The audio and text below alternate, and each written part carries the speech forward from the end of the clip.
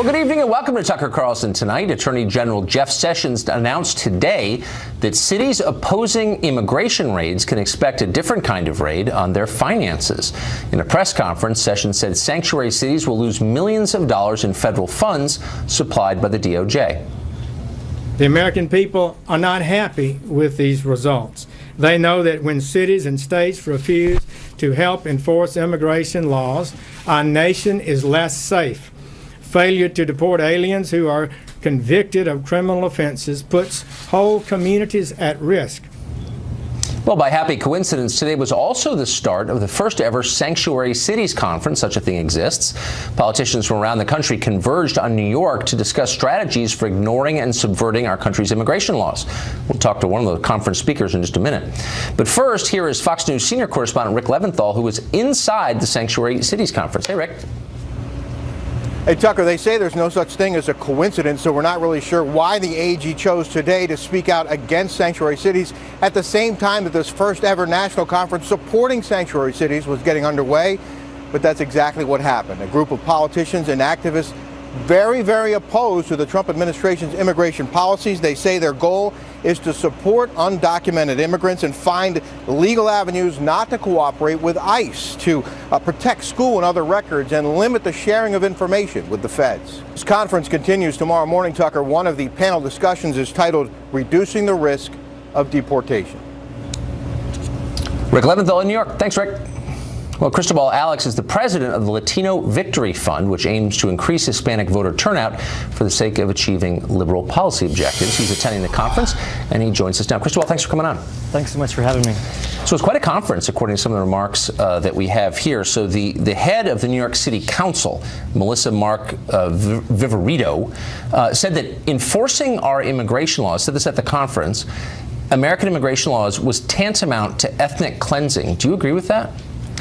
I'm grateful to be here. I'm grateful that the speaker invited us to this amazing conference, which is the first of its kind in the country.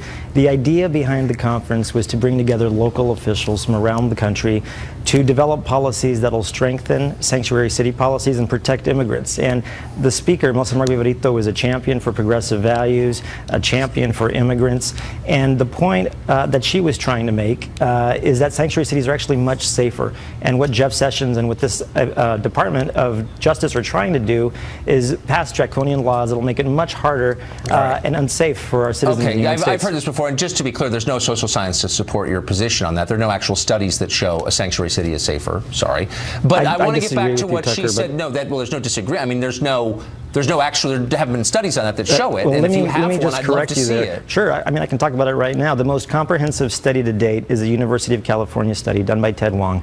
It basically looked at sanctuary cities across the country, and it said that there's 35.5 fewer crimes committed per 10,000 in sanctuary cities than non-sanctuary cities. It also said it's even better in smaller municipalities, and importantly, sanctuary cities have stronger economies, lower poverty rates, lower uninsured rates. I'm sorry, I don't want to waste either one of our times here. That's not causation. There's no established connection between those two. It's merely speculative. But I want to get back to what the head. Well, it is. I mean, that hasn't been proved. So, that's just the state of play here. Well, but let's get back to what she said. I hate to push back, but look at New York City, for example. This is the safest big city in the country. I get it. I've lived in New York. City. I'm not denying, but there's no evidence that one causes the other. So let's not waste our time. I want to get back to what. But by the way, this is an interesting conversation. I don't understand why it needs to be a racial conversation. I don't understand why, if you disagree with someone on immigration policy, that person needs to be a racist, needs to be committing ethnic cleansing. And the head of the New York City Council made that claim today. You don't speak for her, but I want to know what you think of that. Well, I greatly respect the head of the New York City. She's amazing. She's an incredible leader. She's the first Hispanic to ever hold that position, and I look forward to seeing what she does next in her career. But the point that that the conference is trying to get across is that sanctuary cities ultimately are not going to resolve the problem that we've got here. I think you and I can both agree. But that's not the point. That the problem is around comprehensive immigration reform. Do me the favor of addressing what she actually said. You'll need to ask her directly. It was ethnic directly. cleansing. Okay, but do you think that why does it always take a turn into racial demagoguery? You're accusing Trump of being a racial demagogue, and then when people say things like ethnic cleansing, murdering people because of their race, come on now. Look, that's a horrible thing to say. I'm not going to speak for the speaker, but what I will say is this. The evidence which we just debated shows sanctuary cities are safer, but ultimately the reason why we're having this debate today is because of what happened on Friday. On Friday, you had President Trump and the Republican Congress have the most colossal failure that we've seen to pass a major milestone legislative piece, and that's Trump Care. They couldn't pass it after 7 years of complaining about it. And so to change the subject, what they've done is to pivot immediately on Monday to attack the vulnerable. Again, that's the immigrants, and that's part and parcel for what this administration does. Spare me the political analysis. I mean, whatever you think of these policies, you disagree. He's been talking about them since the first day he announced for president. So you can't say this is something he came up with yesterday in order to divert attention from something from which everyone is obviously paying attention. But here's my question: what is the effect on people already in this country? What do you make of the effect? We know for a fact that when you flood the zone or a labor market with lower wage labor, it depresses wages. That's called supply and demand. You're familiar with that, I know, as an educated man. We just had a debate about the economy in these sanctuary cities, and they're better in these sanctuary cities. So I think that creates a new question, which I think ultimately we've got to answer that together, which is the country a better place when you have immigration? And I would argue that it is. Maybe you would argue that it isn't. No, I'm not, but I'm not arguing that, and I'm hoping you'll give me a straight answer. You believe in supply and demand, presumably. It's a natural law as well as an economic principle. If you have an overabundance of something, its value falls. If people are willing to work for less, what does it do to wages for people already there? They go down. We've seen wages fall or remain stagnant. So, there's no denying there's a connection. What do you think of that? So I disagree with you. Here's what I disagree with, because on what basis? In the study I just referenced a minute ago, the most comprehensive study to date says that in cities that are sanctuary cities, the wages are actually higher. And I will share that study with your staff, and I hope when you update your book, which I know is happening, that we can do that. But let me just put it this way. This is insulting. Tucker, you're telling me, look, New York City is a rich city because American finance is headquartered there. And so that's where the money comes from in New York City. Well, you pointed to New York. You can point to Chicago, same thing. It has nothing to do with the immigrant labor there, which depresses wages for everyone, including naturalized immigrants. And I'm wondering if you care. Well, here's the thing. I disagree with you. And you mentioned, how can you disagree with that? Hold on. You mentioned you used to live in New York City. Here's the thing.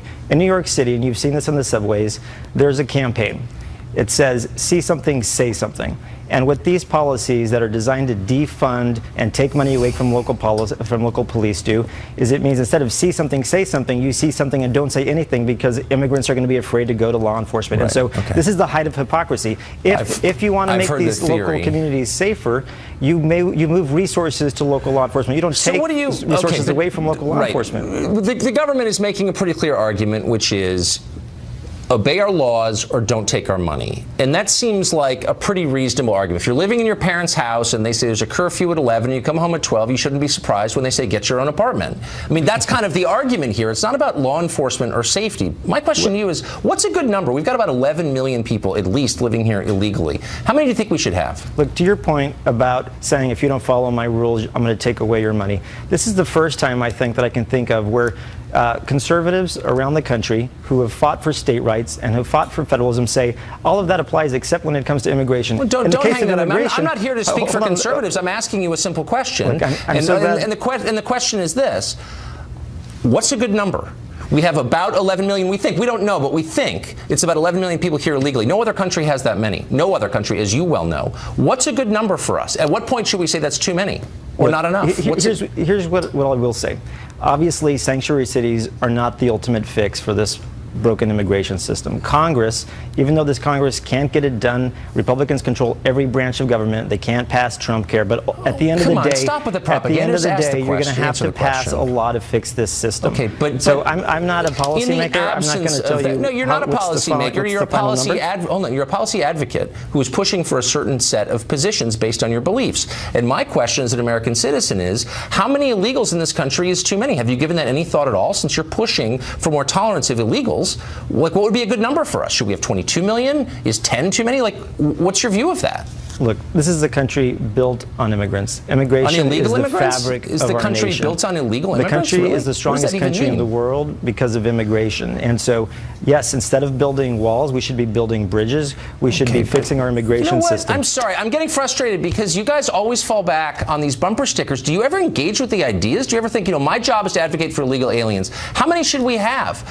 Do you ever, work through what you actually believe, or do you always go back to we're a nation of immigrants and we should build bridges, not walls? I mean, I'm sincerely asking you that.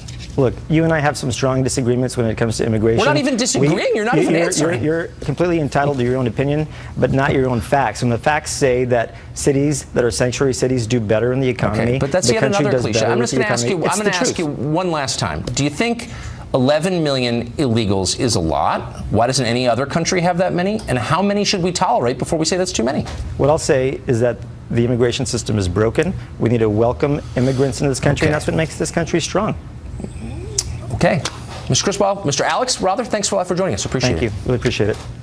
Up next, we've reported heavily on the rape case in Rockville, Maryland, the appalling one. Now, Congress is getting involved. We'll talk to a congressman, chairman of the House Judiciary Committee, in fact, who wants to know why an 18-year-old illegal alien was placed in the 9th grade in the first place. Needless to say, those questions have arisen after the alleged rape that took place. Also, British journalist Katie Hopkins was here last week, and what she said made Harry Potter creator J.K. Rowling compare her to a Nazi sympathizer. London's most hated newspaper columnist joins us once again. Stay tuned for that. Well, during his remarks today, the Attorney General, Jeff Sessions, warned that if Maryland insists upon becoming a sanctuary state, crimes like the horrifying alleged rape we saw in Rockville, Maryland, will recur again and again. Maryland is talking about a state law to make the state a sanctuary state. The governor is opposed to that, I'm glad to hear. That would be such a mistake. I would plead with the people of Maryland to understand that this makes the state of Maryland more at risk for violence and crime, that it's not good policy. Congressman Bob Goodlatte of Virginia is chairman of the House Judiciary Committee, not a small job. His committee is trying to find out why the 2 Rockville rape suspects were able to settle in the United States in the first place, since neither appears to have been here legally. The chairman joins us now. Mr. Chairman, thanks for coming on.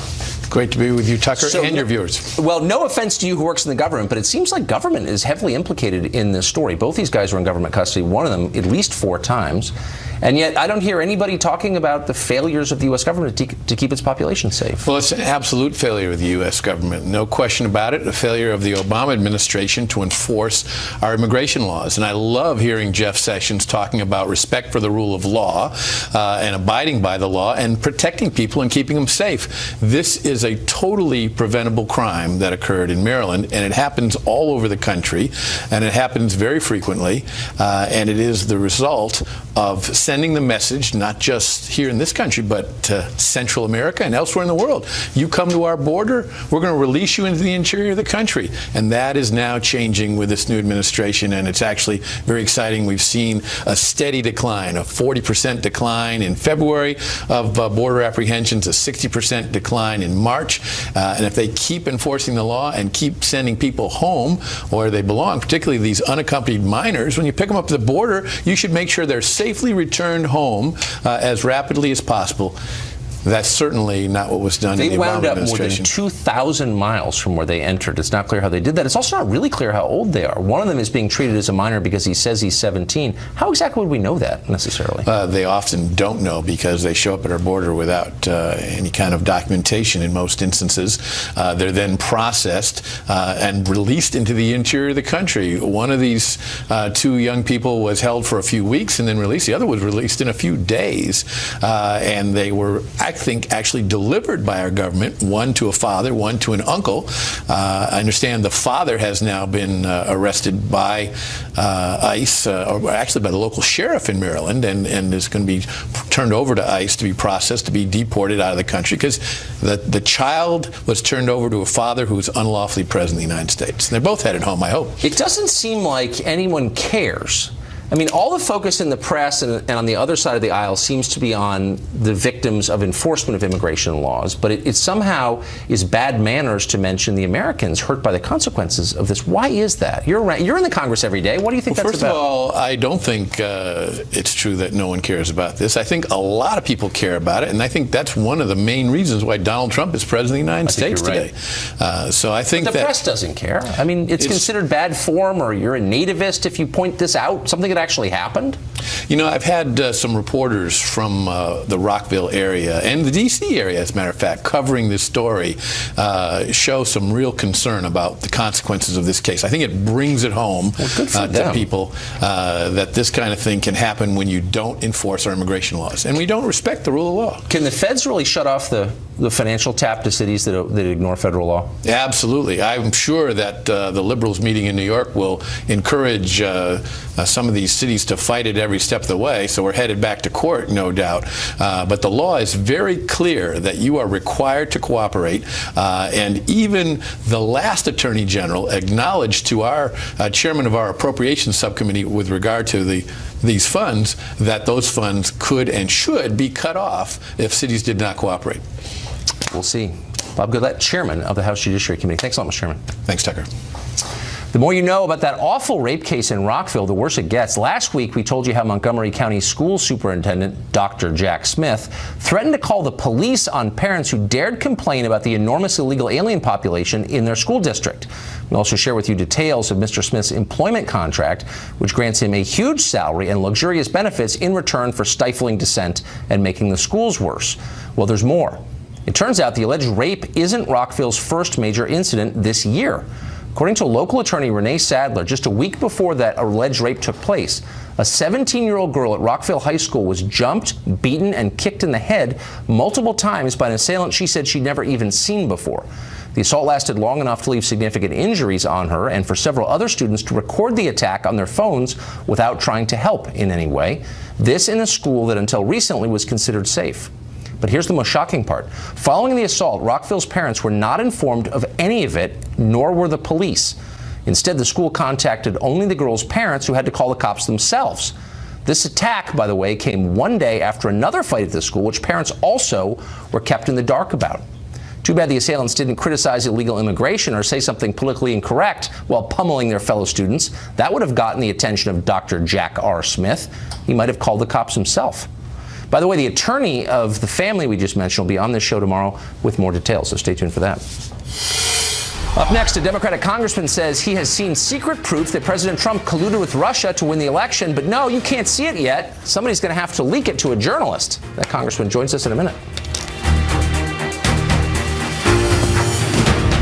We're also investigating leaks as it relates to Russia. Now, as you know, just recently last week I found out that there was additional information that came forward to me that had nothing to do with Russia, but has everything to do with whether or not Americans were masked properly or in fact unmasked, and I'm very concerned about that. By surveillance.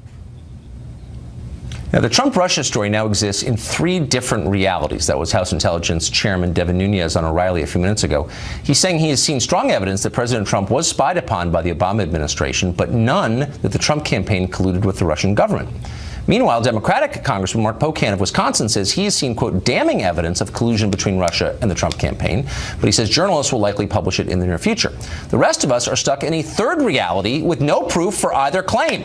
Perhaps Congressman Pocan can change that. He is on the set tonight. Congressman, good to see you. Yeah, thank you, Tucker. Glad to be here. So the concern here, I think, on the left and on the right, too, and my concern is that all of this stuff undermines people's faith in a system that is built on faith, essentially. So given that, does it really help to say, for either side, Republicans too, I've seen secret documents I can't tell you about, we're going to wait till it's leaked. Why don't we just all be quiet until the evidence emerges? Well, or I think what 2/3 of the people in America want, let's have an independent commission come in. It's in the best interest of everyone, and get this resolved so we can move on with things. But the problem is you've got the classified document by 17 intelligence agencies that I've read and reread parts of it.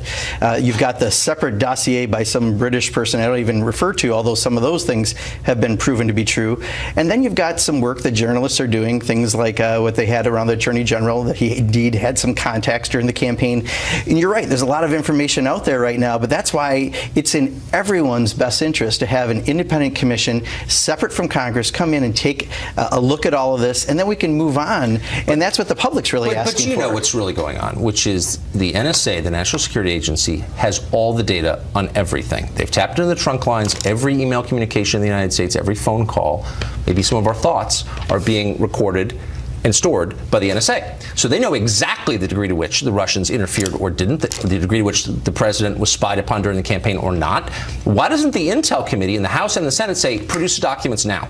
Now. Yeah, well, and the president should say that too. And it would have worked perfectly that way had, especially on the House side, the head of the Intel Committee not kind of stumbled through this process. And the fact that, just last week he, is getting documents on White House grounds, and then he's announcing and giving to the White House the next day. I mean, he's put himself in a point where he's going to have to recuse himself from all this, which is why an independent commission, which is exactly what the American public wants, makes the most sense, because it's in the best interest for the Trump administration, right? If there's nothing to be had out there, then let's have that independent commission come in. Let's be honest. I mean, look, I've had Schiff on this show, Congressman Schiff of Burbank, who's on the Intel Committee, Absolutely. and I asked a couple pretty normal questions. I thought, like, where's the evidence, for example? And he called me an agent of the Kremlin. This is clearly a guy who's totally partisan, which shouldn't surprise us. Congress is about partisanship. So why are we pretending we're surprised that Nunes is a Democrat and Schiff, is a Republican and Schiff is a Democrat? I mean, like, this is what it is, but we can still get information, can't we? And why don't we wait until it's actually produced? But that, I would argue, is exactly why you want an independent commission to come in and take advantage of looking at it without having the partisanship. Because I think the American public, you rarely see, 66% say they want to do something like this because there is so much information. I mean, I can tell you from what I've read, anyone who read the classified report, including people like John McCain and plenty of others, your natural reaction should not be to say, let's lift sanctions. And yet that's exactly what the Trump administration did. So I think what we have got some concerns, that was way before we found out all the connections between campaign people on the Trump campaign, administration officials. Maybe he thought our Russia policy was silly. I mean, he said that in every speech that I covered a lot of his speeches. He said, look, we can make common cause. And I can tell you, if you had the opportunity, Tucker, I wish you'd join me. And I've asked for that classified report to be declassified because I think you can take away where our sources came from. I think that's the biggest concern the intelligence community has, and show all that information that I've seen, because let's let the American people make the decision and have an independent commission. But you know what? I don't think I need to be in the Intel Committee to be convinced. So why don't you explain to me precisely how the Russians altered the outcome of that election? And if they were so deeply involved, what happened in California, for example? They don't get Russian propaganda there? Why did Hillary win by almost 4 million votes if it was that effective an operation, win the popular vote? Yeah, so I think the parts, the parts that have been unclassified have clearly said, the intelligence community has said, that the Russian government, led by Putin, specifically interfered with the election. They wanted Donald Trump to win, and a lot of the details is some of the stuff that's still going to come out and is still coming out. But you've got to admit, you look at this. Well, just name one. That's it. It's all I want. Look, foreign governments try to interfere with every single process in American life all the time, and you know exactly what I'm talking about. They're everywhere. They live in my neighborhood. But we've never had anyone interfere with the U.S. election like Russia has right now. How exactly did Russian activity move a single vote? And do we have evidence that? You don't need to have access to classified documents to know that. But actually, you do. I think some of the information that's... Can you give me a hint?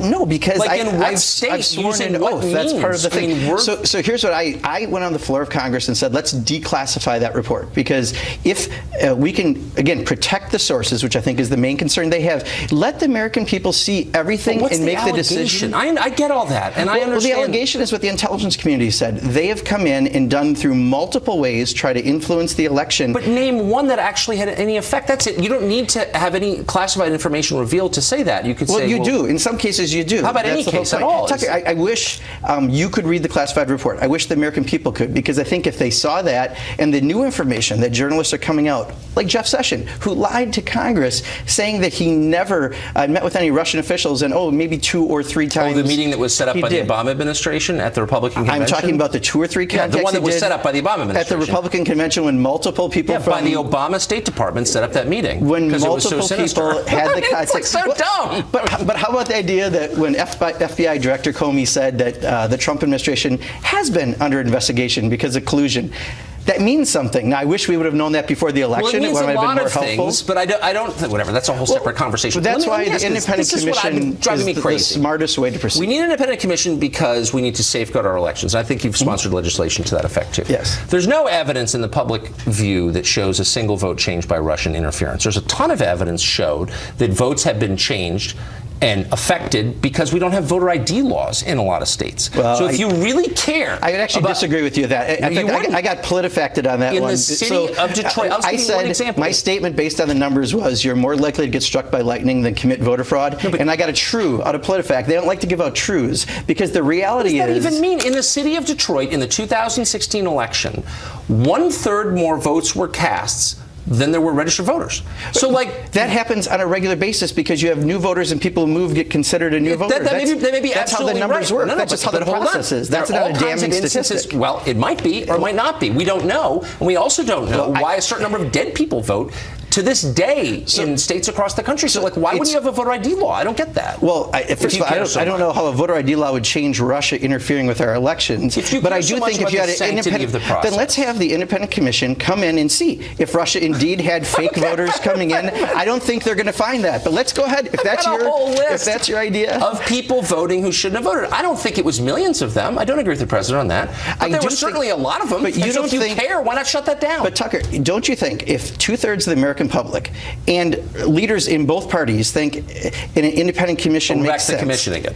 Pardon? We're back to the commission again. Okay, you're for the commission. Let's get the facts. I mean, I have facts here. I know you want to change the subject to photo ID, but I would much rather talk about. It's the same theme, which is how do we protect our fragile system? But how can you allow another government to interfere with your elections? Because you provided no evidence that they did, and not one person has provided one piece of evidence that affected the outcome. The evidence will continue to come out. Here every night, 9 to 10 Eastern, and you're welcome to join. Join me in asking for that to be declassified. I'm sure you'll leak it to someone soon anyway. I can't wait to talk about it when you do. We'll get the information. Thank you, Congressman. Good to see you. Thank you. Well, last week, British columnist Katie Hopkins said London lives in perpetual terror of Islamic violence. In response, she was called a Nazi sympathizer by the world's most popular children's book author. Whoa, that was intense. Up next, Katie Hopkins will be back to respond to the many people who hate her. Stay tuned. People are cowed. People are afraid, and people are not united. Great Britain is more disunited. It is absolutely divided more than any time in its past. Well, that was DailyMail.com global columnist Katie Hopkins talking about the London terror attack on this show last week. In response, Londoners just about lost their minds. One called Hopkins a gargoyle.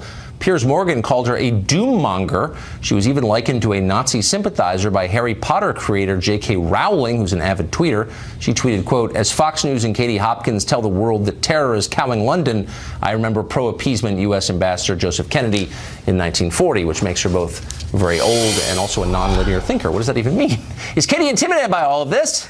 She joins us now to tell us. Katie Hopkins, thanks for coming on. My pleasure. Thanks for having me. So apparently the column that you wrote and the conversation that we had were reported as hate crimes in Great Britain? Yes, that's absolutely correct. The column I wrote, which was really quite heartfelt about walking through the city after the attacks, feeling ourselves being pushed under by a terrorist. It was kind of a soft, thoughtful piece. That's been reported repeatedly as a hate crime against this country. And Londoners have completely lost their mind about me speaking out, about me failing to stick to the song sheet that we've been issued, because I don't say we stand united, because I will not say we are not cowed, because I'm speaking out about the fact that I believe this was all about Islamic terror and it sits with the Muslim community. London has absolutely lost the plot. They are mad as a box of frogs. What happened to your island, which gave the world freedom of speech and was, the embodiment of pluck and vigor and toughness and self-sufficiency, and took over the whole world? And now you're being called a hate criminal, and your Twitter's trying to censor you? Like, what happened exactly? Yeah, and that's nothing new for me. These liberals will come at you any way they can. They report me to social services about my children. They have reported me to the Major Crime and Homicide Command. I've been interviewed under caution. That's kind of standard stuff for me. I don't mind. J.K. Rowling writes for children, and she writes about a fantasy land. Now, she wants to believe a fantasy land where we're all getting on well together and it's a brilliant, marvellous place, and it's absolutely fine, no problem that someone mows down people as they cross a bridge. We'll leave that up to J.K. Rowling. People have said to me, look, Katie, we survived the Blitz. We can survive this. This is nothing. Well, you know, in the Blitz, we were fighting for something. We were defending our great country. As far as I see it, London, which is really Obama on steroids, London are accomplices in wanting this country to fail. And that's why you'll see on Wednesday, when we finally kickstart the process of leaving the European Union, the rest of the UK, which is essentially Trump Town, where I belong, we are leaving the EU. We will stand defiant. We will stand up for Great Britain. London, Obama on steroids, completely different place, lost to the Liberals, who want to deny this attacker had anything to do with Islam at all, and in fact have come out on the other side saying we must stand up and defend the Muslim community. Well, and that is the difference between what's happening now in the Blitz. And the Blitz, of course, Great Britain was attacked from another country, not from within. So what's been the response from the British government to this? It's been incredible, actually, to see this kind of diversionary tactics that are being used. You know, basic questions, difficult questions that we need answers. They're in my dailymail.com column that's up online right now. Difficult questions like, what happened in prison to that man to turn him from Adrian into Khalid? Why was he in Saudi for a number of short visits? He said he was teaching English. Why is it that the police are determined he was a lone attacker when, in fact, when he came back from Saudi, he went to live in an extremist community, living amongst a group that is now banned for being extreme in their nature? And why is it that he was on the periphery of MI5's intelligence, but he's not even on the list of 3,000 very dangerous criminals, homegrown terrorists waiting to attack within weeks? And I suppose the most difficult question of all, if Khalid is not on that list of 3,000 terrorists looking to attack within weeks, how many other Khalids are out there in this country that here, London, Obama on steroids, doesn't want to admit or be honest about? But those aren't the questions I've seen raised. I've seen the British government claim that the rest of us have too much privacy in our texting and social media. And, you know, the questions they want. Of course, they want to talk about, you know, what's up, and did he send a message just before he decided to go over the bridge? You know, was he on Google? Did he need a lesson on how to stab people? Did he get that from Google? Anything, diversionary tactics. They're running around like ants in the sun under magnifying glass about a load of piffle and waffle to stop people like me asking the difficult questions, which is how many more Khalids are out there, and how many more times are we going to get stood on like a bunch of ants? Because you know what ants do when they get stood on? They carry on as normal and they wait for the next footstep to fall. And I refuse to be part of that. So we're almost out of time, but give me your one-sentence response to J.K. Rowling. Darling, carry on writing your Fantasyland books. If you think England is united, that's a fantasy as well. And seeing as you're such a big fan of migrants, why not spend some of your billions in homing those migrants while you're at it? Katie, it's great to see you, as always. Thank you. Thank you very much, Tucker. United Airlines taking flack after a gate agent barred 2 girls from a flight for wearing leggings that she deemed inappropriate. The airline says the girls were flying for free because they were relatives of an employee and therefore had to abide by a dress code, but that did not stop the ridicule online. Chrissy Teigen tweeted this: I've flown United before with literally no pants on, just a top as a dress. Next time I will wear only jeans and a scarf. Tammy Bruce is a New York radio show host. Caroline Heldman is a political science professor at Occidental College in California. Both join us tonight. Caroline, first to you. So what I find hilarious about the story, I have to say, is that it was a female gate agent who told these girls what they could wear. It wasn't sexism at work. It was, as it always is, a woman enforcing aesthetic mores on other females. I don't think there's a man in America who would complain about leggings. So how is this sexism? It may be wrong, but why is it sexism? Well, Tucker, I think you're perpetuating a myth that women can't be sexist. Of course we can. And this is a sexist policy. It's one that really only applies to girls and women. And in this case was used to sexualize some girls in their early teens, which is ridiculous. But I think it's a myth to think that women can't enforce sexism. If women didn't enforce sexism, it would probably have a better chance of disappearing. Yeah, well, you should tell them that. So, I mean, Tammy, I like leggings. I would never, be involved in this personally, But these were not conventional passengers. They were flying free. They're relatives of employees. And so the principal question is, do companies have a right to enforce a dress code on their employees or people who are benefiting from their services? Do they? Yeah, and look, well, they do. I think we all do. Look, we have standards for our own home. I think my opposition here and everyone listening would have a standard about who they allow in their home. And even if, like, let's say you're at home and you're working, you can work and have lunch in your pajamas. But if you are invited to lunch at your boss's house, you wouldn't wear your pajamas. So we have standards at various levels. And let me just say, leggings, it's not even really about sexism. Leggings are effectively glorified. You know men who wear leggings, I didn't interrupt you. Just a minute. Leggings are glorified long underwear. And this is about standards. And this is what I think most Americans see. They were guests of the airline with free tickets. And there's a standard that is to be had. And look, shorts were allowed. You could wear shorts. It's not about how you look. It's about dressing to a standard of being appropriate. Now, feminism, of which I'm a feminist and certainly push that cart, is about getting the power that we're owed in our lives and living our lives with dignity. It's about using the power we have through the nature of being able to influence, being able to wield that power. And we don't do it by living our lives in stretch pants. So, Caroline, I've got to wear a tie on TV and this penguin suit, which is uncomfortable. I'd much rather wear a T-shirt. Is that sexism? Women don't have to wear ties and coats. Well, we're talking about social norms versus corporate policies, and I'm sorry, but Tammy Bruce, you're stuck in the 1980s if you think that there's something wrong with stretch pants. Most of the women in California wear them. I wear them every single time I fly. Well, we all I do find our media level. hits in stretch pants. Yeah. Oh, wow. We Thank do. you. Well, It's a I hope to one day standard. It's why it's called a aspire. standard. I hope to one day aspire to your 1950 standards of dress, but I find it appalling and reprehensible that we have grown adults telling 10, 11, 12-year-old girls what they should be doing with their bodies. This is how we impart shame on women about their bodies, and it's of course it's sexist. Whoa, Caroline, hold on. Since you were a college professor, I believe, I'm going to hold you just to some standard of logic here. You can't tell an 11 or 10-year-old girl what to wear under any circumstances. That's controlling them. When do 8-year-olds or 10-year-olds get to control their own bodies anyway? They're don't children. Set up a straw. No, don't.